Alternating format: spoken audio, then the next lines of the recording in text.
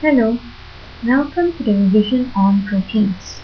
For this topic, we will be looking at all the essential information that you must know on this topic. First, let us look at the elements that makes up protein. Unlike carbohydrates and fats, which are made up of only carbon, hydrogen and oxygen, proteins have a few other elements. We have carbon, hydrogen, oxygen, as well as nitrogen, and sometimes there's sulfur and phosphorus as well. The simplest form for protein is amino acids. Amino acids itself can be broken down into two different groups. They are the carboxyl group as well as the amine group.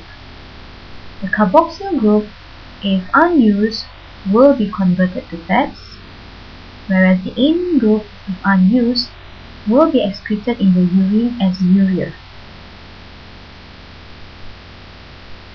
There are 10 essential amino acids, and these are amino acids that cannot be manufactured by the body. Since it cannot be manufactured by the body, it is therefore important to have it in our diet. There are 12 non-essential amino acids, and these can be manufactured by the body and thus not important to have in our diet. There are two types of proteins, basically high biological value proteins and low biological value proteins. HBV proteins contains all the essential amino acids needed by the body in the correct proportion, and these are generally found in food from animal source, right? For example, your dairy products, meat, fish, seafood, any food from animal source.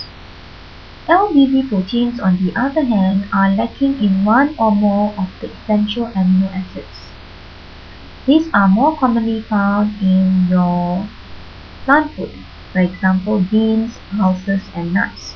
The only exception is soya bean. Soya bean, although it's a plant protein, it is of high biological value. So that's the only exception.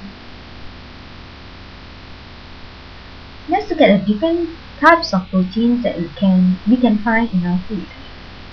Right? In milk, there are two different types of proteins, and you must know the name. They are casein and whey. In eggs, there's albumin, mucin, and vitelline. The protein inside is known as gluten.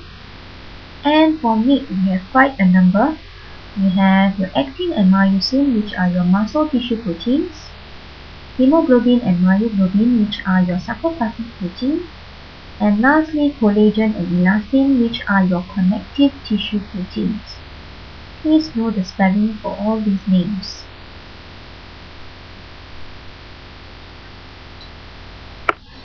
Functions and deficiency of protein.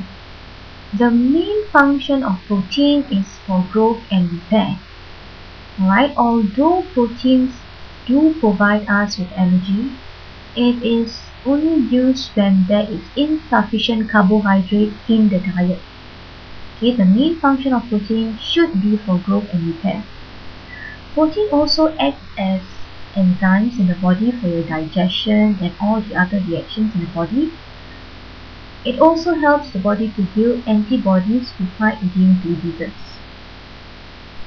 If our diet is deficient or lacking in protein, the chances of suffering from protein deficiency is quite high. There are two different diseases, and they are kwashiorkor and marasmus. If you look at the picture, there is a difference between kwashiorkor and marasmus. Kwashiorkor, you can see that the stomach of the child is very distended. Okay, it's because the stomach is filled with liquid or fluid rather. Right? Whereas if you look at marasmus, it is extreme thinness. You can see the bones on the child. Right? So that is basically the two deficiency disease of proteins. For proteins, there are two different reactions that you must know. Mainly there is denaturation and coagulation. Denaturation is actually the first step to coagulation. It is the unfolding of the protein molecules. Alright, This is a reversible reaction. One example of denaturation is the whisking of egg white. If you whisk egg white until it becomes very foamy and you leave it out to stand for a while, the foam will change back to its original state, which is the egg white. Right? So it is reversible. Whereas coagulation is when the protein molecules unfold and collide and they clump together to form a solid mass. Okay, this process is actually irreversible. One example is the frying of an egg. You start with a raw egg where the egg white is transparent, and after heating it becomes opaque white. Okay, therefore coagulation has taken place. That's all for this topic. Thank you very much. I hope you have found the information to be useful.